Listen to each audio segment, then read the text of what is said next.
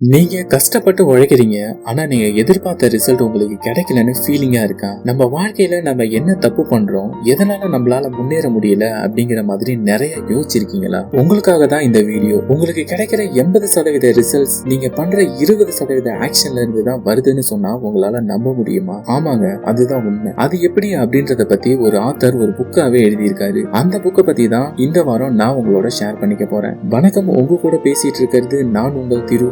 ஒவ்வொரு வாரமும் நான் படிக்கிற புக்ஸ்ல இருந்து எனக்கு பிடிச்ச விஷயங்களை ரொம்பவே சிம்பிளா உங்க கூட ஷேர் பண்ணிக்கிட்டு வரேன். அந்த வரிசையில இன்னைக்கு நம்ம பார்க்க போற புக் தான் 80-20 பிரின்சிபல். இந்த புக்கை எழுதின ஆத்தரோட பேரு ரிச்சர்ட் கோச். இந்த 80-20 பிரின்சிபலை பாரெட்டோ பிரின்சிபல்னு கூட சொல்லுவாங்க. காரணம் என்னன்னா, இத்தாலி நாட்டை சேர்ந்த வில்ஃபேரிடோ பாரெட்டோ அப்படிங்கிற ஒரு எக்கனாமிக்ஸ் தான் இந்த பிரின்சிபலை கண்டுபிடிச்சாரு. அதனாலதான் இதுக்கு பேரு பாரெட்டோ பிரின்சிபல்னு சொல்லுவாங்க. இந்த பாரெட்டோ அவரோட கார்டன்ல ஒரு டிஃபரெண்டான பேட்டர்னை கண்டுபிடிக்கிறாரு. அது என்ன அப்படின்னா, அவருக்கு கிடைக்கிற 80% பழங்கள் அவர் தோட்டத்துல இருக்கிற 20% மரங்கள்ல இருந்து தான் அவருக்கு வருது. அண்ட் இதே பேட்டர்னை அவர் எல்லா இடத்துலயும் பாக்குறாரு. இத்தாலி நாட்டுல இருக்க மொத்த லேண்ட்ல 80% வெறும் 20% மக்கள் தான் ஓன் பண்ணி வச்சிருக்காங்க. இவரோட காலத்துக்கு அப்புறமா நிறைய ரிசர்ச்சர்ஸ், பிசினஸ் லீடர்ஸ் இதே பேட்டர்னை எல்லா இடத்துலயும் பார்க்க ஆரம்பிச்சாங்க. பிசினஸ் எடுத்துக்கிட்டோம் அப்படின்னா 80% சேல்ஸ் வெறும் 20% கஸ்டமர் கிட்ட இருந்து தான் வருது. ஒரு சாஃப்ட்வேர் எடுத்துக்கிட்டோம் அப்படின்னா 80% கிராஷஸ் வெறும் 20% பக்ஸ்ல இருந்து தான் வருது. அதே மாதிரி தான் நம்ம வாழ்க்கையில நம்மளுடைய 80% ஹாப்பினஸ் நம்மளோட 20% ஹாப்பினஸ்ல இருந்து தான் வருது. இந்த பிரின்சிபலை நம்ம புரிஞ்சுக்கிறது மூலமா நம்மளுடைய டெய்லி லைஃப்ல, நம்ம ப்ரொடக்டிவிட்டியில, மணி மேனேஜ்மெண்ட்ல, ரிலேஷன்ஷிப்ல, பர்சனல் குரோத்ல, ஏன் நம்ம டெய்லி எடுக்கிற டெசிஷன்ஸ் கூட பெட்டரா எடுக்க முடியும். இந்த 80-20 பிரின்சிபல் என்ன அவ்வளவு முக்கியமா அப்படின்னு கேட்டீங்கன்னா, இந்த பிரின்சிபலை நம்ம புரிஞ்சுக்கிறது மூலமா லைஃப்ல நம்ம சக்சஸ் ஆகிறதுக்கு டெய்லி 16 மணி நேரம் வரைக்கும் உழைக்கணும்ன்ற அவசியம் இல்ல. நம்ம லைஃப்ல நம்ம சக்சஸ் ஆகிறதுக்கு 80% இம்பாக்ட கிரியேட் பண்ற அந்த 20% என்ன அப்படிங்கறத நம்ம கண்டுபிடிச்சாலே போதும். சோ இப்போ உங்களுக்கு இந்த 80-20 பிரின்சிபல்ன்றது எவ்வளவு முக்கியம்ன்றது புரிஞ்சிருக்கும். இது எப்படி பிசினஸ்ல அப்ளை ஆகுது அப்படின்றத பார்ப்போம். இந்த புக்கோட ஆத்தரை பொறுத்த வரைக்கும் பொதுவா ஒரு பிசினஸ் ஃபெயில் ஆகுது அப்படின்னா அதுக்கு காரணம் எஃபர்ட்ஸை கம்மியா போடுறதுனால கிடையாது, தேவையில்லாத எஃபர்ட்ஸை நிறைய போடுறதுனாலதான் அப்படின்னு சொல்றாரு. பிசினஸ்ல ஒரு ஹை ரிட்டர்ன்ஸ் தரக்கூடிய விஷயத்துக்கும் லோ ரிட்டர்ன்ஸ் தரக்கூடிய விஷயத்துக்கும் சேம் அமௌண்ட் ஆஃப் டைமையும் எனர்ஜியும் நம்ம போடுறது தான் அந்த பிசினஸ் ஃபெயில் ஆகிறதுக்கு காரணம் அப்படின்னு சொல்றாரு ஆத்தர். இங்கதான் நம்ம 80-20 பிரின்சிபலை அப்ளை பண்ணணும். நம்மளோட பிசினஸ்ல 80% ரெவன்யூ தரக்கூடிய அந்த 20% கஸ்டமர்ஸ் யாரு, அது என்ன ப்ராடக்ட், இது எல்லாத்தையும் நம்ம தெரிஞ்சுக்கிட்டு அதுலதான் நம்மளுடைய போக்கஸ் அதிகமா இருக்கணும். உதாரணத்துக்கு, நீங்க ஒரு துணி கடை வச்சிருக்கீங்க, 20 டிஃபரெண்ட் டைப்ஸ் ஆஃப் துணியை அங்க வச்சிருக்கீங்க. இப்போ ஒரு நாள் நீங்க அங்க உட்காந்து உங்க டேட்டாவை எல்லாம் அனலைஸ் பண்ணி பாக்குறீங்க. அப்போ உங்களுக்கு தெரியுது 20 துணியில வெறும் 4 துணியில இருந்துதான் உங்களுக்கு 80% ரெவன்யூ வந்திருக்கு. அப்போ நீங்க என்ன பண்ணணும் அப்படின்னா, உங்க சேல்ஸ் ரெவன்யூவை அதிகப்படுத்த மிச்சம் இருக்கிற அந்த 16 துணியில போக்கஸ் பண்ணாம அந்த 4 துணியில போக்கஸ் பண்ணி அதோட ப்ரொடக்ஷனை நீங்க அதிகப்படுத்தணும். நீங்க ஸ்விக்கி, ஜொமேட்டோ எடுத்துக்கோங்க. அதுல என்னதான் பல நூறு ரெஸ்டாரண்ட் இருந்தாலும், பல்லாயிரம் பேர் யூசரா இருந்தாலும், ஒரு சின்ன அமௌண்ட் ஆஃப் பிரீமியம் ஹோட்டலுக்கு மட்டும் தான் நிறைய ஆர்டர்ஸ் கொடுத்துட்டு இருக்காங்க. அதே மாதிரி கொஞ்சம் பெர்சன்டேஜ் ஆஃப் பீப்புள் மட்டும் தான் கண்டினியூஸா ஃபுட்டை ஆர்டர் பண்ணிட்டு இருக்காங்க. இப்ப இந்த கம்பெனிலாம் அந்த அதிகமா ரெவன்யூ தரக்கூடிய 20% ரெஸ்டாரண்ட், 20% கஸ்டமர்ஸ்க்கு மட்டும் தான் ஃபோக்கஸ் பண்ணி மார்க்கெட்டிங் டிஸ்கவுண்ட்லாம் பண்ணுவாங்க. சரி, இப்போ இந்த 80-20 பிரின்சிபல் எப்படி கெரியர் growthக்கு ஹெல்ப் பண்ணுது அப்படின்னு பார்ப்போம். நீங்க உங்க கெரியர்ல முன்னேறணும் அப்படின்னா நீங்க நிறைய வேலைகள் பண்ணக்கூடாது. எந்த வேலைகள்லாம் அதிகமா இம்பாக்டை கிரியேட் பண்ணுமோ அந்த வேலைகள் தான் நீங்க ஃபோக்கஸ் பண்ணணும். ஒரு உதாரணம் பார்ப்போம். ஒரு கம்பெனில 2 எம்ப்ளாயிஸ் இருக்காங்க, எம்ப்ளாயி ஏ, எம்ப்ளாயி பி. எம்ப்ளாயி ஏ என்ன பண்றாரு அப்படின்னா எல்லா வேலைகளுமே அவரே பண்றாரு.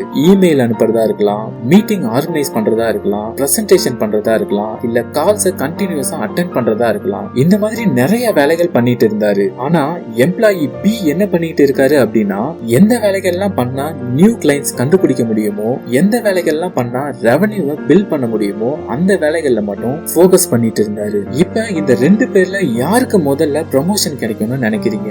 எப்பவுமே பிஸியா இருந்த எம்ப்ளாயி ஏக்கு கிடையாது, இம்பாக்ட கிரியேட் பண்ண எம்ப்ளாயி பிக்கு தான். அதனால உங்களுடைய எந்த 20% ஸ்கில்ஸ் உங்களுடைய சக்சஸ்க்கு 80% இம்பாக்ட கிரியேட் பண்ணுது அப்படின்னு கண்டுபிடிச்சு அங்க நீங்க ஃபோக்கஸை அதிகப்படுத்தணும். அடுத்ததான் இந்த 80-20 பிரின்சிபல் எப்படி ப்ரொடக்டிவிட்டிலையும் டைம் மேனேஜ்மெண்ட்லயும் ஹெல்ப் பண்ணுது அப்படின்னு பார்ப்போம். பொதுவா ஒரு மனுஷனுக்கு காலையில 9 மணில இருந்து 11 11 மணிக்குள்ள உள்ள அந்த 2 மணி நேரத்துல தான் கிரியேட்டிவிட்டின்றது அதிகமா ஒர்க் ஆகும். சோ அந்த டைம்ல போய் நீங்க உட்காந்துக்கிட்டு இமெயில் டிராஃப்ட் பண்றது, கால் அட்டன் பண்றதுன்னு இல்லாம உங்களுடைய மெயின் வேலைகளை நீங்க அந்த டைம்ல பார்க்கணும். அப்படி இல்லைன்னா உங்க வேலைகளை பிரியாரிட்டிக்கு ஏத்த மாதிரி பிரிச்சுக்கணும். உதாரணத்துக்கு எய்சன்ஹவர் மேட்ரிக்ஸ் மாதிரி இந்த மேட்ரிக்ஸை நம்ம 4 குவாட்ரண்டா பிரிச்சுக்கணும். ஒன்னு அர்ஜென்ட் அண்ட் இம்பார்ட்டன்ட், அதாவது ரொம்ப அவசரம் அதே நேரத்துல ரொம்ப முக்கியம். இன்னொன்னு இம்பார்ட்டன்ட் பட் நாட் அர்ஜென்ட், அதாவது முக்கியம் தான் ஆனா அவசரம் இல்ல.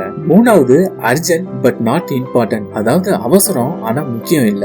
நாலாவது quadrant neither urgent not important, அதாவது அவசரமும் இல்ல முக்கியமும் இல்ல. இந்த மாதிரி ஒரு மேட்ரிக்ஸை நீங்களும் போட்டுட்டு உங்களுடைய வேலைகளை இதுல எழுதணும். இதுல அர்ஜென்ட் அண்ட் இம்பார்ட்டன்ட் குள்ள நீங்க என்ன எல்லாம் எழுதி இருக்கீங்களோ அந்த டாஸ்க் எல்லாம் நீங்க முதல் வேலையா முடிச்சிடணும். இம்பார்ட்டன்ட் பட் நாட் அர்ஜென்ட் குள்ள என்னென்ன டாஸ்க் எல்லாம் எழுதி இருக்கீங்களோ அதையெல்லாம் ஸ்கெடியூல் பண்ணி வச்சு நீங்க கண்டிப்பா முடிக்கணும். அர்ஜென்ட் பட் நாட் இம்பார்ட்டன்ட் இதுக்குள்ள நீங்க எந்த மாதிரியான டாஸ்க் எழுதணும் அப்படின்னா அது அர்ஜென்ட் தான் ஆனா அந்த வேலைகளை பண்றதுக்கு நீங்க தான் கண்டிப்பா வேணும் அப்படின்ற மாதிரி இல்லாத டாஸ்க்குகளை தான் நீங்க இதுக்குள்ள எழுதணும். அதாவது அந்த வேலைகள்லாம் நீங்க வேற யாருக்காவது பிரிச்சு கொடுத்தா கூட அது முடிஞ்சிடும் அப்படின்ற மாதிரியான வேலைகள். கடைசி quadrant neither urgent not important, அதாவது அந்த வேலைகள்லாம் இம்பார்ட்டன்ட்டும் கிடையாது அர்ஜென்ட்டும் கிடையாது. அந்த மாதிரியான வேலைகளை நீங்க அவாய்ட் பண்ணிடலாம். இப்ப இதுக்கு ஒரு உதாரணம் பார்க்கலாம். நீங்க ஒரு மார்க்கெட்டிங் மேனேஜரா இருக்கீங்க. நீங்க ஒரு ப்ராடக்ட் லான்ச்சுக்காக வேலை பார்த்துட்டு இருக்கீங்க. உங்களுக்கு நிறைய டாஸ்க் இருக்கு. இப்ப அது எல்லாத்தையுமே பிரியாரிட்டிஸ் பண்ண போறீங்க. டாஸ்க் நம்பர் 1 என்னன்னா இந்த ப்ராடக்ட் லான்ச்சுக்கு தேவையான ஃபைனல் பிரசன்டேஷனை நீங்க சீனியர் மேனேஜ்மெண்டோட உட்கார்ந்து டிசைன் பண்றது. உங்களுக்கு ப்ராடக்ட் லான்ச்சுக்கான டேட் நெருங்கிட்டு இருக்கிறதுனால இதுதான் உங்களுக்கு அர்ஜென்ட் அண்ட் இம்பார்ட்டன்ட். ரெண்டாவது டாஸ்க் என்னன்னா இந்த ப்ராடக்ட்டுக்கு நெக்ஸ்ட் குவார்ட்டருக்கான மார்க்கெட்டிங் பிளான். இது என்னதான் இம்பார்ட்டன்டா இருந்தாலும் முதல்ல நீங்க ப்ராடக்ட் லான்ச்ல தான் கவனம் செலுத்தணும். அதனால இது இம்பார்ட்டன்ட் பட் நாட் அர்ஜென்ட். மூணாவது டாஸ்க் என்னன்னா வெண்டர்ஸ் கிட்ட இருந்து நிறைய நான் கிரிட்டிக்கல் இமெயில்ஸ் எல்லாம் வந்திருக்கு. நிறைய கிளாரிபிகேஷன் கேட்டு எதுக்கு அப்படின்னா அந்த ப்ராடக்ட் லான்ச்சுக்காக. இந்த இமெயிலுக்கெல்லாம் ரெஸ்பான்ஸ் பண்றது எல்லாம் நீங்க இல்லாமலேயே உங்க ஜூனியர் டீமுக்கு நீங்க அசைன் பண்ணாலே அவங்க இந்த வேலைகளை முடிச்சிருவாங்க.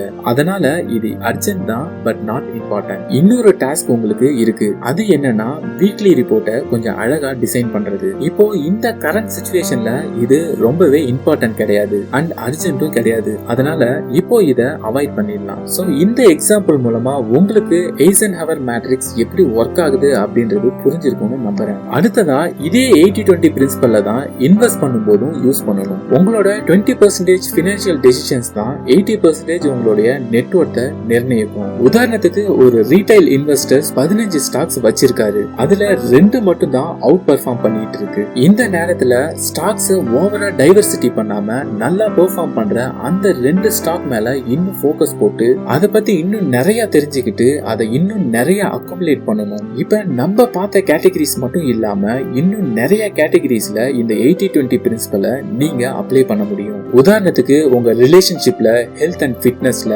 ஹாப்பினஸ்ல, இந்த மாதிரி எதுல வேணாலும் இத பத்தி நீங்க இன்னும் நிறைய தெரிஞ்சுக்கணும் அப்படின்னா பார்ட் 2 வீடியோ வேணும்னு கமெண்ட்ல சொல்லுங்க. நான் சீக்கிரமா பார்ட் 2 வீடியோ மேக் பண்ணி போடுறேன். இல்ல இந்த புக்கை நீங்க முழுசா படிக்கணும்னு ஆசைப்பட்டீங்கன்னா இந்த புக்கை வாங்கி வாசிச்சு பாருங்க. அடுத்த வாரம் வேற ஒரு புக் சம்மரியோட உங்களை சந்திக்கிறேன். அதுவரை உங்களிடமிருந்து விடைபெறுவது உங்கள் திரு. நன்றி, வணக்கம்.